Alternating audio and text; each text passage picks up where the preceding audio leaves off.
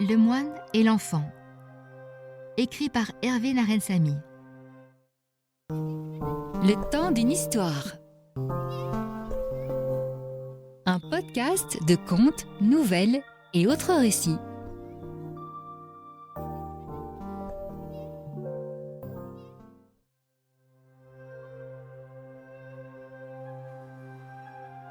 Il y a longtemps, un moine avait choisi de vivre reclus dans la sombre forêt de ses délires. De temps en temps, quand il s'ennuyait, il sortait de sa forêt et de ses ombres noueuses pour venir effrayer les gens du village. Il criait « Je connais la fin! Je connais la fin !» Les gens s'en couraient, tellement son allure et sa voix faisaient frémir. Toujours, il était emballé dans une grande cape sale. On ne distinguait ni son corps, ni ses pieds, ni ses mains, et une large capuche dissimulait son visage. Jamais il ne montrait ses yeux. Le peuple prenait peur à cause de ses imprécations, et aussi parce que cet être était parti vivre seul dans la forêt. Or, c'était pour les gens du village le signe d'une grande détermination. La légende disait qu'il s'agissait d'un jeune homme qui, un jour, avait quitté la cité avec beaucoup de colère et d'orgueil. En quittant la société des hommes, il s'était écrié « Vous ne savez pas vivre! Je pars rejoindre les miens !» Personne n'avait su le retenir, ni son père, ni sa mère, ni ses amis. Ce que le peuple ne voyait pas, c'était que la détermination du jeune homme avait très vite tourné en folie. Dans la forêt sombre, le jeune homme devenu moine avait perdu ses yeux. N'ayant plus jamais rien vu ce qui en valait la peine, ils avaient littéralement fondu. Oh, Ainsi ses mains. ah mais non. N'ayant plus jamais chéri un être aimé, ses doigts avaient fondu. Bon. Sauf un, Ah, son index. Car le jeune homme avait continué à s'en servir dans ses imprécations solitaires. ouais. Ce que les gens du village prenaient pour de la détermination était en fait de la haine. Mais cela, seul le vieil homme du village le savait. Si le jeune homme était parti vivre dans la forêt, ce n'était pas par amour de la forêt, mais par haine du monde. Et la forêt le lui avait bien rendu. Elle l'avait donc laissé seul avec sa haine. À force de ne manger qu'avec elle, le moine était devenu la haine. Il croyait appartenir au monde de la forêt, mais son ressentiment l'avait complètement isolé en lui-même, emmuré, et il n'appartenait plus à aucun monde. Car la haine ne rencontre toujours qu'elle-même. De toutes les nuits, elle est la plus mauvaise conseillère.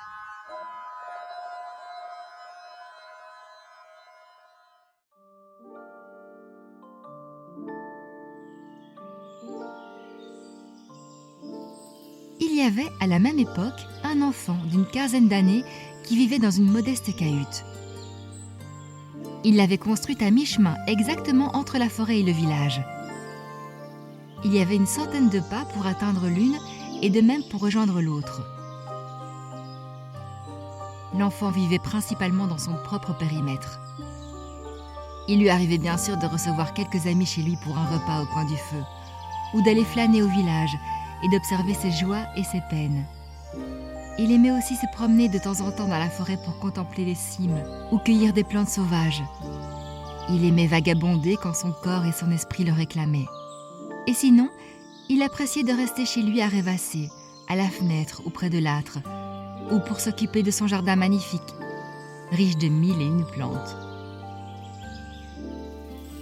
Été comme hiver, après le repas du soir, l'enfant sortait sur le pas de sa porte, s'asseyait sur les petites marches et tirant sur sa pipe, il humait la calme étendue de la nuit. Il contemplait avec amusement les lumières scintillantes du village d'un côté et admirait la lune claire qui de l'autre côté trônait au-dessus de la forêt. Tout ça était pour lui un spectacle ravissant. Au-dessus de sa chaumière, la voûte céleste formait un dôme parfait, et on aurait dit que le tapis d'étoiles s'inclinait devant lui pour lui souhaiter la bonne nuit.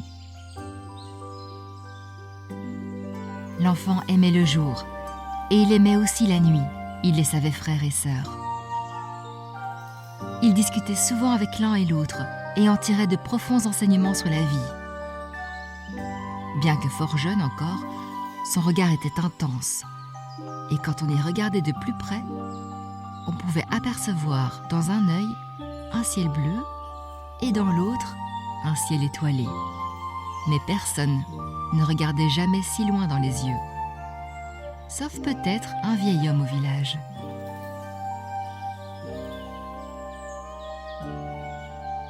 Sinon, de leur côté, les villageois étaient quelque peu différents. Ils préféraient généralement le jour. Le moine, lui, n'aimait que la nuit. Ce qui rassurait les uns faisait peur à l'autre, et vice-versa. L'enfant, lui, était plus libre, car il avait grandi autrement. Il connaissait le village, avec ses chaumières accueillantes, mais aussi avec ses recoins inquiétants. Il connaissait de la même manière la forêt avec ses cimes voluptueuses, mais aussi avec les ombres qui parfois s'y faufilent la nuit.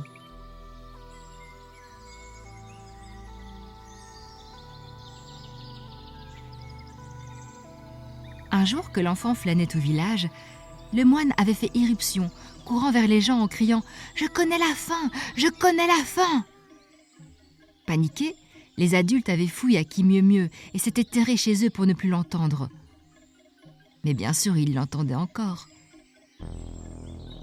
Dans leur cœur, la voix du moine continuait à faire son chemin et ses mots allaient hanter. Qui était-il, cet homme qui connaît la fin? Quand diable arrivera-t-elle? Et comment? Nous sommes donc condamnés. Devrions-nous le suivre dans la forêt? Lui sait! Lui sait! La parole du moine impressionnait car elle frappait les esprits comme la foudre, et l'esprit faible se laisse facilement abuser par l'assurance d'un esprit véhément. L'enfant avait observé attentivement les gesticulations du moine. Il avait été impressionné lui aussi, mais avait refusé d'avoir peur. Soudain, le moine avait couru dans sa direction. Le cœur de l'enfant s'était mis à battre plus fort. Il avait voulu fuir, mais n'avait pas bougé. Le moine s'était arrêté à quelques centimètres de lui et avait hurlé au-dessus de la tête de l'enfant. « Je connais la fin! Je connais la fin !» L'enfant avait alors senti une colère monter en lui. Il y a des colères salutaires. Levant alors des yeux déterminés vers le spectre, l'enfant avait pointé son index vers la face de celui-ci et avait crié « Ça suffit maintenant! Arrête de hurler comme ça! Mes oreilles ne t'ont rien demandé! » Le moine fut surpris et irrité que quelqu'un lui tienne ainsi tête et veuille le faire taire. « Je connais la fin! Je connais la fin !» avait-il hurlé de plus belle. « Tais-toi donc !» avait crié l'enfant. « Qu'est-ce que tu connais de la fin? Personne ne connaît la fin. » Je vis reclus dans la forêt. J'ai eu le temps de méditer sur la chose. Tu ne vis pas dans la forêt, si ce n'est dans la forêt de tes délires. Laisse-moi tranquille maintenant. »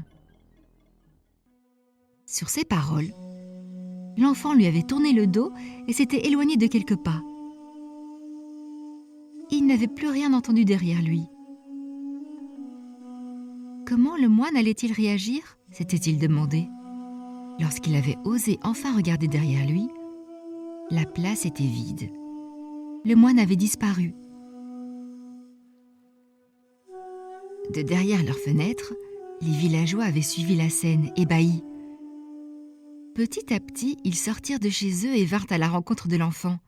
« Qui es-tu » demandèrent-ils. « Es-tu avec nous? Es-tu de la forêt ?» L'enfant savait la réponse que les villageois attendaient. On voulait lui demander de choisir un camp, et il refusait ce piège de la pensée. Le camp est une cage destinée à rassurer ceux qui ont peur. Mais lui n'avait pas peur. Il avait l'âme et le cœur d'un penseur. Parmi les villageois qui l'entouraient, l'un d'eux se taisait et l'observait avec intérêt.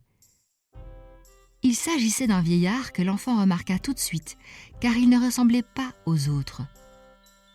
Il devait être fort âgé. Il était comme plié en deux et semblable au bois noueux d'une vieille vigne.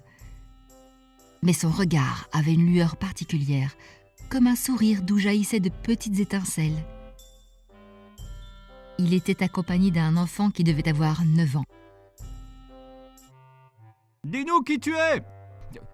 Qui es-tu » insista la foule. « Car cela nous fait peur. » En tout cas, je ne suis pas la haine. Répondit l'enfant au regard d'étoile. « Et lui, qui est-il ? Il hurle qu'il connaît la faim et cela nous effraie. » Regardez-le bien. Dit l'enfant. C'est lui l'effrayé. À force d'errer seul, à force de buter tout le temps contre lui-même, il est devenu la faim. Il ne sait plus qui il est. Il a l'air si déterminé.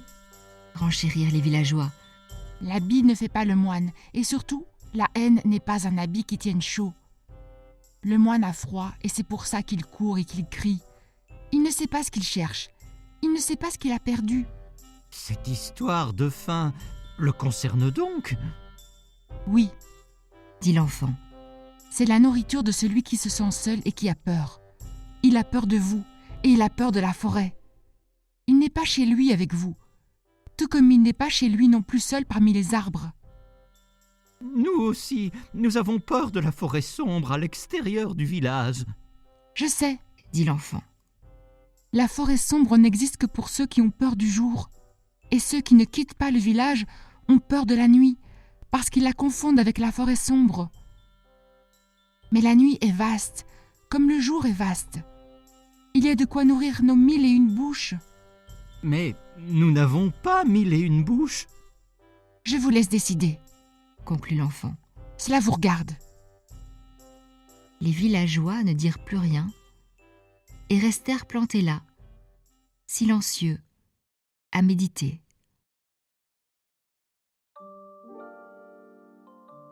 La nuit était tombée et les étoiles brillaient au-dessus d'eux. L'enfant, plein d'émotion, s'éloigna et alla s'asseoir sur un vieux banc en bois qu'il aimait bien, sur la place du village.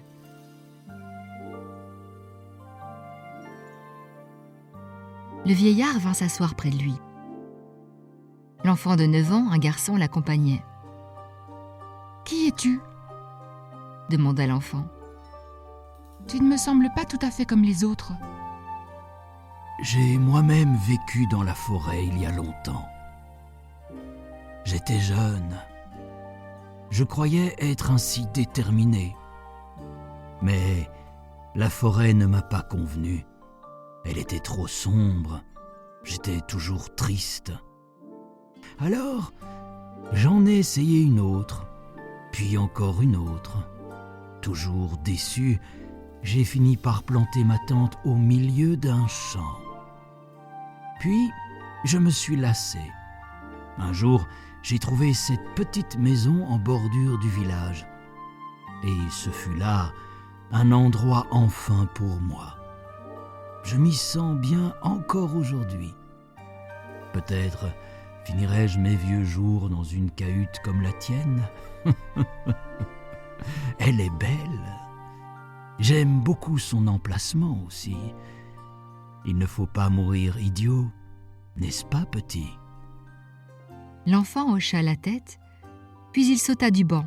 « Venez donc partager mon repas à l'occasion. » Avec plaisir. Répondit le vieillard en faisant un signe de la main. Avant de rentrer chez lui, l'enfant se dirigea vers la forêt. Il s'arrêta à la lisière de celle-ci. Il tendit l'oreille. Le moine était-il là ? Aucun bruit ne lui parvint. Il fit quelques pas à l'intérieur. Il leva la tête et contempla les cimes majestueuses sous la lune qui brillait. Plaçant ses 2 mains autour de sa bouche, il cria vers le cœur sombre de la forêt. « Homme, homme, m'entends-tu ? Écoute-moi une dernière fois. Tu n'es pas moine. Laisse tomber cette cape. Elle pèse sur tes épaules depuis trop longtemps. Là-dessous, tu te caches. Arrête de te cacher. Arrête d'avoir peur. Écoute-moi.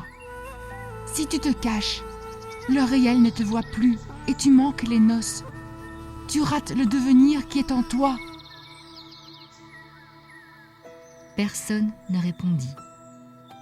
L'enfant rentra chez lui. Les mois et les années passèrent. L'homme qu'on appelait le moine ne réapparut jamais plus dans le village.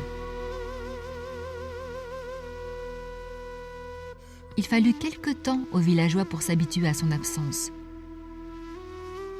Il arrivait que l'un ou l'autre frissonne encore à la seule pensée de celui-ci. Mais le temps fit son œuvre, comme souvent. Cette disparition soudaine demeura un mystère. Que devint-il ? Sortit-il de sa forêt ? Personne ne le sut. De leur côté, les villageois n'osèrent pas s'aventurer dans la forêt, à part de temps à autre quelques enfants. Le vieil homme du village, lui, resta finalement dans sa petite maison. Il s'éteignit paisiblement un soir d'été, assis sur son perron. Tout le village assista à son enterrement. L'enfant, quant à lui, quitta sa chaumière quelques années plus tard pour aller s'installer près d'une autre cité dont il avait entendu parler et dont les lumières, la nuit, offraient, paraît-il, un magnifique spectacle.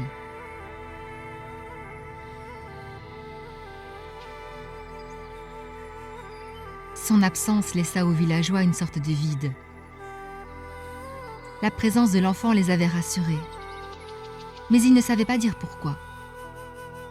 Des enfants particuliers comme celui-là, la vie en produit régulièrement. Grains de sel plutôt que grains de sable, étoiles filantes dans l'aventure du devenir. Chaque ride est pour eux une nouvelle jeunesse. Ils demeurent, quoi qu'il arrive, des êtres sans âge, dont le regard, sincère, ouvre le chemin pour d'autres. Leur force est peut-être qu'ils sont simplement eux-mêmes, profondément eux-mêmes. Mais qu'est-ce que cela veut dire, être profondément soi-même ? C'est là la question de toute une vie. Et c'est aussi un chemin qui s'ouvre d'instant en instant. L'enfant avait donc disparu du paysage des villageois.